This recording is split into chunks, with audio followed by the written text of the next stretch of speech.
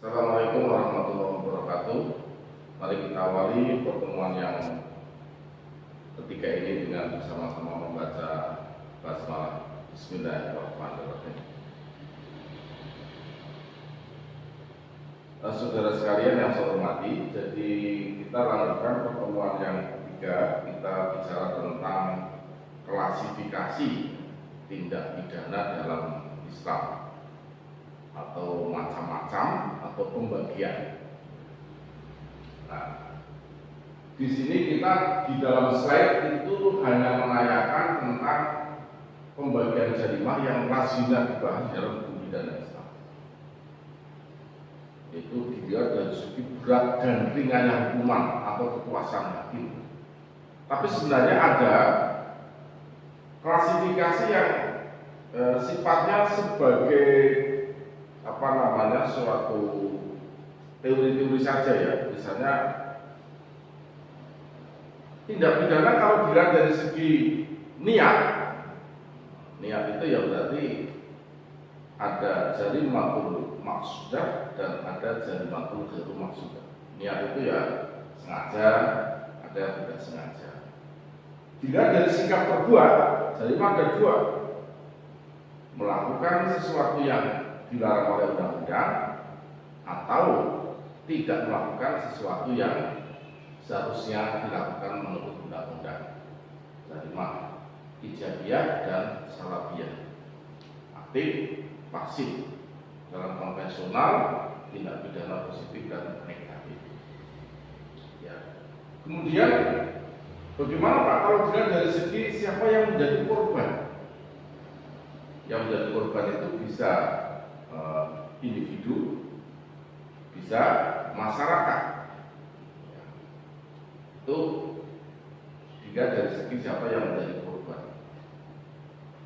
Kalau yang individu itu biasanya kalau kasus misalnya pembunuhan itu dilihat dari segi korban itu ya memang individu yang menjadi korban, sehingga ada istilah nanti ganti rugi atau kisos gantian. Masyarakat bisa terjadi suatu gerakan-gerakan separatis atau pembajakan, itu masyarakat menjadi resah dan korbannya adalah masyarakat. Ada juga dilihat dari segi kepentingan umum, itu ada namanya tindak pidana biasa, ada namanya tindak pidana politik. Itu dilihat dari segi berbagai macam segi. Nah, yang kita konsen bicarakan di sini bagaimana tindak pidana jika dilihat dari segi berat ringannya hukuman atau kekuasaan hakim. Nah,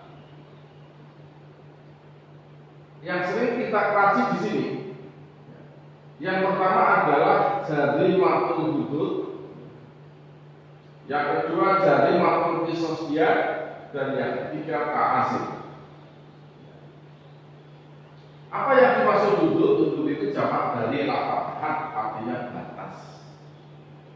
Kalau kita istilahkan dalam hukum pidana Islam, yang dimaksud jarimah hudud adalah tindak pidana yang jenis dan sanksinya ditetapkan secara definitif oleh undang-undang. Jadi dilarang oleh undang-undang. Kalau orang melanggar undang-undang juga dikenakan sanksi. Sanksinya juga adanya ketentuan undang-undang. Dalam hal ini adalah Al-Quran menyebut secara langsung. Maka dikatakan hudud itu suatu tindak pidana yang jenis dan sanksinya ditetapkan secara definitif oleh nas. Maka ada istilah teori halatul haddul aqla dan halatul haddul adna, batas maksimal dan batas minimal. Jadi ukuran tertinggi hukuman seperti apa, kemudian batas minimal seperti apa. Nah, jadi hudud itu suatu tindak pidana yang jenis dan sanksinya ditetapkan secara definitif oleh nas, dilarang oleh undang-undang, kemudian disebut sebagai al-ahkam al-asliyah. Jadi hukum yang sifatnya hanya melarang disebut hukum asal. Nah, sesuatu yang dilarang tidak efektif efektif, maka harus dibarengi dengan al-ahkam al-mu'ayyidah yang disebut dengan hukum pelengkap berupa sanksi. Misalnya ada larangan wala taqtulun nafsa allati harama illa bihaq. Kamu tidak boleh membunuh. Memang kalau dibunuh mau apa, Pak? Nah, maka ketika dilarang tidak efektif, maka harus ada suatu hukum pendukung yang disebut al-ahkam al-mu'ayyidah berupa sanksi. Nah, larangan dan sanksi yang ditetapkan oleh nas itu namanya hudud. Maka di sini terima hudud itu dan berdasarkan jumhur ulama rasanya ada 7 macam. Jarimatu zina. Ini zina contohnya di dalam surat Al-Isra ayat 32 dilarang wala taqrabu zina innahu kana fahisatan wa sa'a sabila. Dilarang berzina. Kalau zina mau diapain, Pak? Allah menekankan lagi az-zaniyatu waz-zani fajlidu kulla wahidin minhuma mi'at jaldatin. Nah, dilarang diberikan sanksi. Maka namanya jarimah. Ada 7 macam. Kita nanti akan jelaskan satu persatu pada pertemuan-pertemuan berikut. 7 macam itu apa saja? Jarimah zina. Ini ada ketentuan surat An-Nur ayat 2. Kemudian jarimah qadzab. Qadzab itu menuduh palsu zina. Walladzina yarmuna al-muhsanati tsumma lam yaqum bi arba'atin syuhada fadliduhum samanina jaldatan wa la taqbalu lahum syahadatan. Nah, ini dilarang menuduh zina. Kalau menuduh dikenakan cambuk 100 kali. Salikah ini juga dilarang. Kemudian ketentuannya qatliyah. Wasariqu wasariqatu faqtu aydiyahuma jazaa'an bima kasaba min Allah wallahu azizun hakim. Ini dilarang. Ada hukumannya potongan. Al-hirabah ini juga ada ketentuan hukumnya. Innama jazaa'ul ladzina yuharibuna Allah wa rasulahu wa yas'aluna fil ardi fasadan ayyuqtalu. Nah, ila akhir. Kalau orang itu sampai membuat kerusakan di muka bumi, membunuh, merampok, ini hukumannya bisa dikenakan hukuman kuat, bisa dibunuh, bisa disalib orang itu, kemudian bisa dipotong tangan dan kaisar berzina atau dipenjara. Kemudian al-baghyu pelakunya disebut bukhar. Ini gerakan-gerakan separatis dalam surat Al-Hujurat itu juga disebut. Jadi fa'in bahat idahuma al-qura faqatilu, disuruh hukuman boleh dikenakan hukuman mati. Kemudian surat Al-Khamr adalah perbuatan yang terkait dengan minum-minuman keras. Kemudian ridah, perbuatan yang terkait dengan delik kehidupan beragama. Itu kalau sekarang itu yang diatur dalam PMS nomor 1 tahun 66 itu perbuatan-perbuatan yang terkait dengan keagamaan. Tidak boleh menghina agama orang lain, tidak boleh mencaci maki agama orang lain, itu dilarang. Nah, ketujuh ini disebut jarimah hudud. Sekali lagi karena tindak pidana ini diatur secara definitif oleh nas, oleh syariat.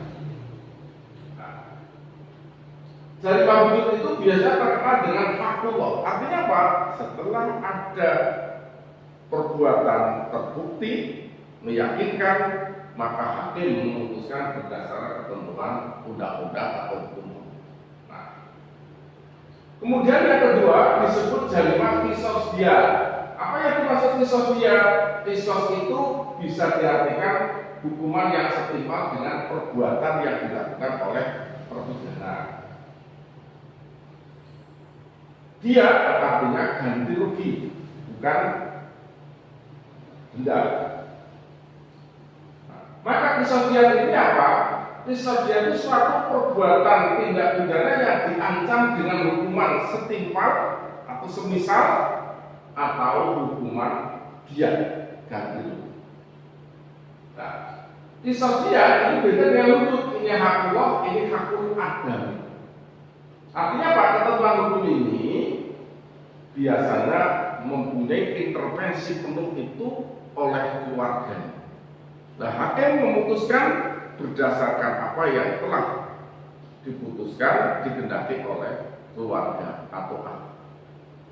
Nah, maka di dalam hukum pidana Islam ini yang tidak dikenal di dalam hukum konvensional, qisas diat itu macamnya ada 7, ada 5. Walaupun secara umum dibagi 2 dulu, qisas diat ala nafsi, qisas diat guna nafsi. Nah, yang ala nafsi ini al-qatul am, pembunuhan sengaja, al-qatul sibul am, pembunuhan semi sengaja, al-qatul khotob, pembunuhan karena ada unsur ketidaksengaja. Kemudian yang guna nafsi hanya pelukaan, baik pelukaan sengaja al-jar am, al-jar al-khotob, pelukaan karena ada unsur ketidaksengajaan. Nah, maka nanti hukumannya di sini ada 2 kemungkinan, bisa qisas hukuman setimpal dan dia hanya ganti rugi saja. Nanti saudara bisa membaca di dalam surat Al-Baqarah ayat 178 juga sampai 179. Nah, ya ayyuhalladzina amanu kutiba alaikumul qisasu fil qatl. Ada ketentuan qisas di dalam kasus pembunuhan. Bagaimana? Ya, nafsu binafsi, tentang jiwa dengan jiwa. Bagaimana ketentuannya? Al-qurru bil qurri wal abdu bil abdi wal unsa bil unsa. Harus seimbang itu, seimbang. Maka dikatakan qisas itu karena hukuman setimpal. Tapi bukan berarti balas dendam di sini ya. Nah, hukuman yang setimpal kalau dia merdeka dengan merdeka, kalau dia budak dengan budak, kalau wanita dengan wanita. Nah, kenapa ini hukum qisas ini sebenarnya sudah terjadi pada zaman jahiliyah Arab. Maka ada ketentuan qisas karena untuk merevisi ketentuan hukum jahili supaya tidak ada hukuman yang diskriminatif. Yang ketiga ini ta'zir. Ta'zir itu apa? Ta'zir itu hukuman yang didasarkan pertimbangan kemaslahatan. Maka ta'zir ya dulu ma'a maslahat.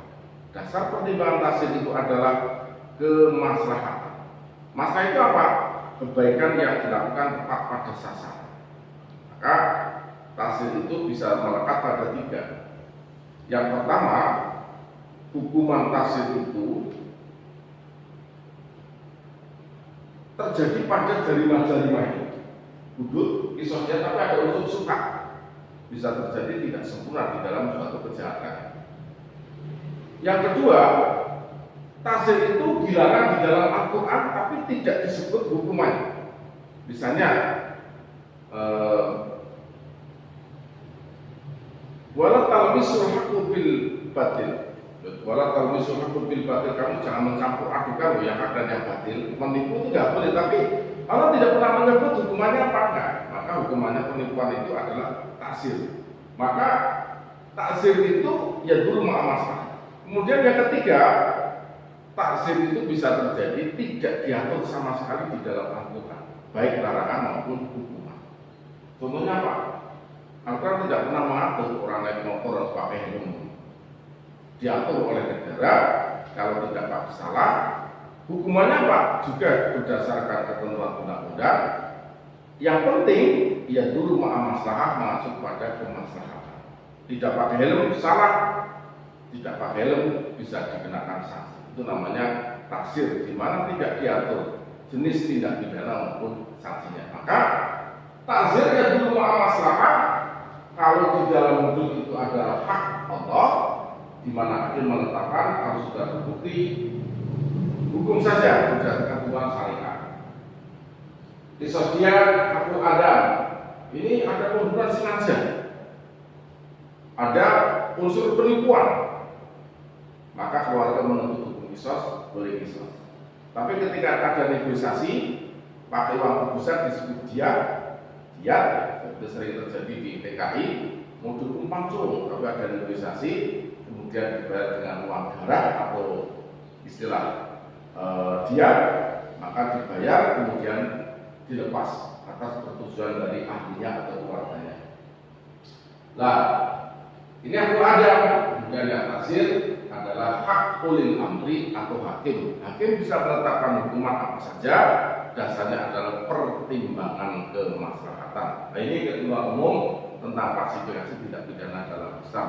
Ya, demikian ya, mudah-mudahan bermanfaat. Kurang lebihnya mohon maaf. Itu sekarang bila Taufiq wal Hidayah. Assalamualaikum warahmatullahi wabarakatuh. Sampai bertemu kuliah berikutnya.